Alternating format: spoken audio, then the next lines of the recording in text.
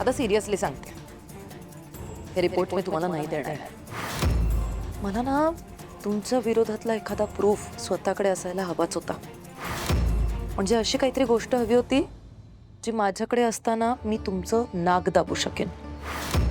आणि बघा, तो चान्स मला मिळाला नाही, तुम्ही मला दिलात. Thank you again. ए, काय वाटेल ते बरळू नकोस. डोकं फिरलंय का तुझं? डोकं फिरलं नाहीये, फिरत नाहीये. बघा, जागेवरच आहे, अगदी ठिकाणावर आहे माझं डोकं. आणि माझा मेंदू ना आता एकदम सुपर फास्ट वेगात चालतोय. तुम्हाला काय वाटलं? खंड्या अचानक गायब झाला आणि नंतर सापडलाच नाही म्हणजे त्याच्याबद्दल मला काहीच नाही कळणार. खंड्या तुमच्याकडेच होता आणि तुम्ही त्याला ते सेम इंजेक्शन दिलं जे सारंगला देणार होतं. इंजेक्शन देऊन त्याला शुद्धीवर आणलं आणि मग तो शुद्धीवर आल्यानंतर त्याच्याकडून तुम्हाला सावलीची सगळे इन्फॉर्मेशन मिळालेली असणार.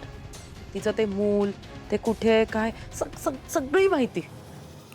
बरोबर बोलते ना मी? नाही, साफ चूक. मोनिका, फर्स्ट ऑफ ऑल ना तुझी हे मनोहर कहाणीवाल्या झोन मधनं बाहेर पड. हे असंच कुठल्याही स्टोरीज बनवू नको, यातलं काहीच खरं नाहीये. हे बघ मोनिका, माझ्यासाठी हे रिपोर्ट खूप इम्पॉर्टंट आहे. हे रिपोर्ट्स मला दे. हे बघा भैरवीजी, जोवर तुम्ही मला सांगत नाही की त्या खंड्याने तुम्हाला काय काय सांगितलंय, काय काय इन्फॉर्मेशन मिळाली आहे त्याच्याकडून, तोवर मी हे रिपोर्ट्स तुम्हाला देणार नाही. माझ्याकडे ऑप्शनच नाही आहे दुसरा. या भैरवीचं नाक दाबू शकेल ना असं अजून कोणी जन्माला आलं नाहीये. माझ्याशी पंगा घेऊ नकोस मोनिका, खूप महागात पडेल तुला. तू ना अजून नीट ओळखलं नाहीयेस मला. आणि तुम्ही मला अजून नीट ओळखलेलं नाहीये. मी म्हणजे काय, तो माझा नवरा घाबरट राजकुमार नाही.